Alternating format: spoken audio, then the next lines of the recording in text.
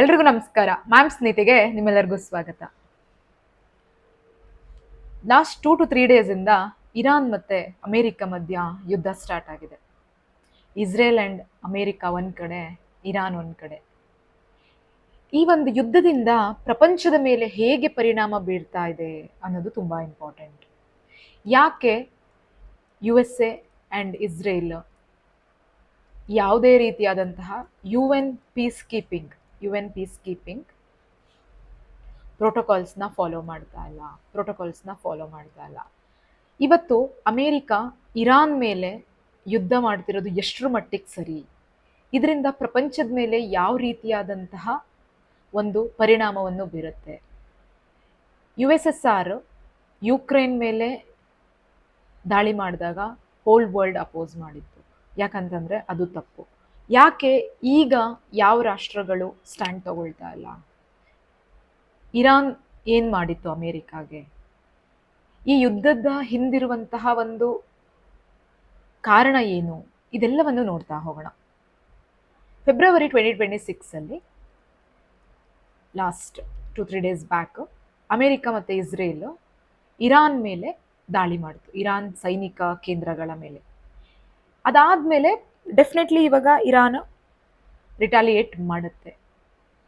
ಇರಾನ್ದು ಕ್ಷಿಪಣಿಗಳು ಪ್ರತಿದಾಳಿ ಮಾಡಿತು. ಸೊ ಇದಾದ್ಮೇಲೆ ಏನಾಗ್ತಿದೆ ಅಂತಂದ್ರೆ ಇವಾಗ ಕಂಪ್ಲೀಟ್ ಮಿಡಲ್ ಈಸ್ಟ್ ಅಂದ್ರೆ UAE ಆಗಿರ್ಬೋದು, ಸೌದಿ ಅರೇಬಿಯಾ, ಕುವೈತ್, ಬೆಹರಾನ್, ಇವೆಲ್ಲ ಒಂದು ಪ್ರದೇಶಗಳ ಪ್ರಮುಖವಾದಂತಹ, ಅದು ಕ್ಯಾಪಿಟಲ್ ಸಿಟಿ ಆಗಿರಬಹುದು ಅಥವಾ ಪ್ರಮುಖವಾದ ವಾಣಿಜ್ಯ ಕೇಂದ್ರ ಆಗಿರ್ಬೋದು, ಇಲ್ಲೆಲ್ಲದಕ್ಕೂ ಕೂಡ ಒಂದು ರೀತಿಯಾದಂತಹ ಯುದ್ಧ ಸನ್ನಿವೇಶ ಇದೆ. ಈ ಯುದ್ಧ ಸನ್ನಿವೇಶ ಥರ್ಡ್ ವರ್ಲ್ಡ್ ವಾರ್ ಆಗಿ ಆಗಬಹುದಾ ಅನ್ನುವಂಥ ಕ್ವಶನ್ಸು ಜಗತ್ತಿನಾದ್ಯಂತ ಇಂದು ಕಾಡ್ತಾ ಇರುವಂಥದ್ದು. ಬಟ್ ಈ ಯುದ್ಧ ಯಾಕೆ, ಈ ಯುದ್ಧದಿಂದ ಆಗುವ ಪರಿಣಾಮಗಳೇನು? ಸೊ ಒನ್ ಬೈ ಒನ್ ನೋಡೋಣ. ಮೊದಲನೇದಾಗಿ ಮಾನವೀಯ ಪರಿಣಾಮಗಳು, ಹ್ಯುಮ್ಯಾನಿಟಿ.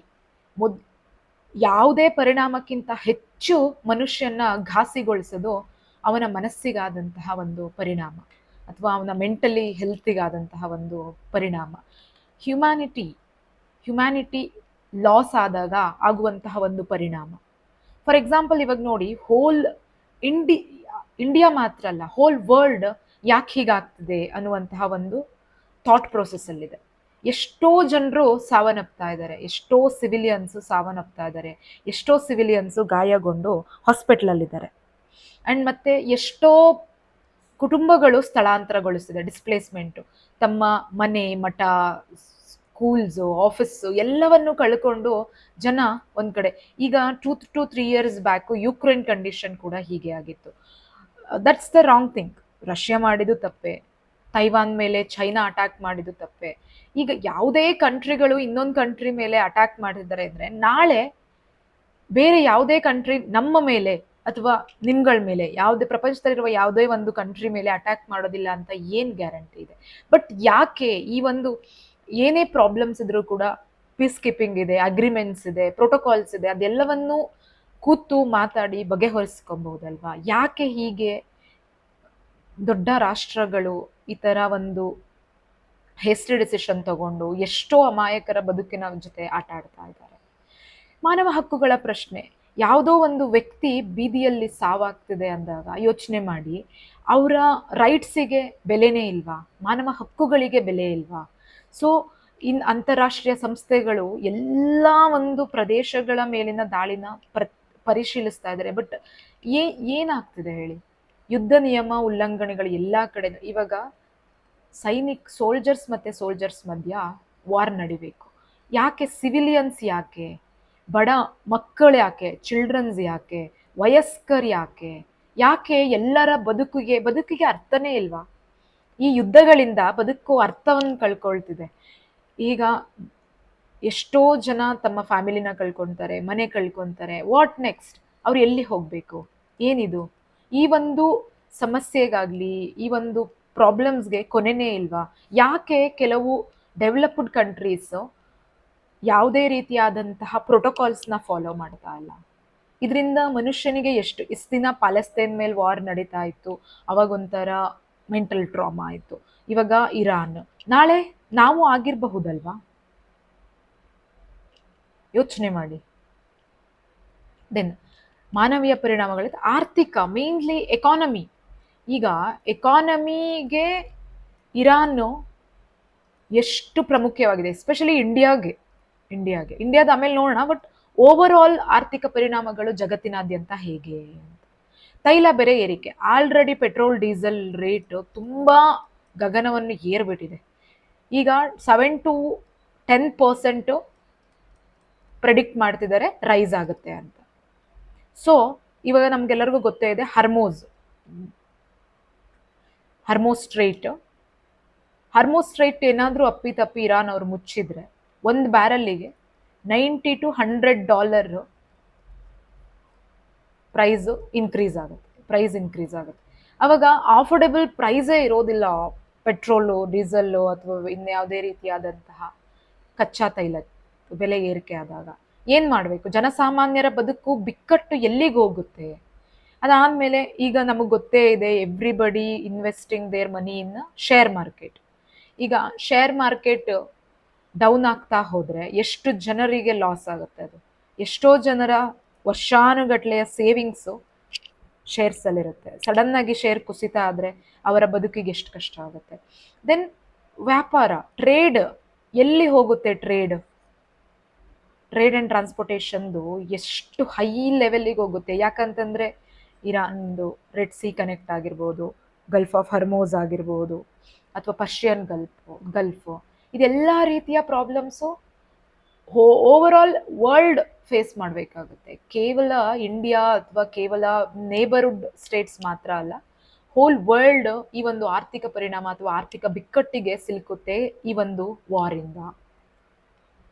ಜಾಗತಿಕವಾಗಿ ರಾಜಕೀಯ ಪರಿಣಾಮ ನೋಡಿ. ಈಗ ಮಿಡಲ್ ಈಸ್ಟ್ ಅವ್ರು ಎಲ್ಲರಿಗೂ, middle East like as I said UAE ಆಗಿರ್ಬೋದು, ಸೌದಿ ಅರೇಬಿಯಾ, ಕುವೈತ್, ಎಲ್ಲ ರಾಷ್ಟ್ರಗಳ ಮೇಲೆ ಬಾಂಬ್ ದಾಳಿ ಆಗಿದೆ. ಇದ್ರದ್ದು ಈಗ ಬೇರೆ ಎಲ್ಲ ಇವರೆಲ್ಲ ಅಪೋಸ್ ಮಾಡಿ US ಅಥವಾ ಇಸ್ರೇಲ್ದು ಹೋದ್ರೆ, ಮತ್ತೆ ಕೆಲವು ಹಿಜ್ಬುಲ್ಲಾ ಅನ್ನುವಂತಹ ಕೆಲವು ಗ್ರೂಪ್ಗಳು ನಾವು ಭಾಗವಹಿಸ್ತೀವಿ ಅಂತ ಹೇಳಿದ್ದಾರೆ.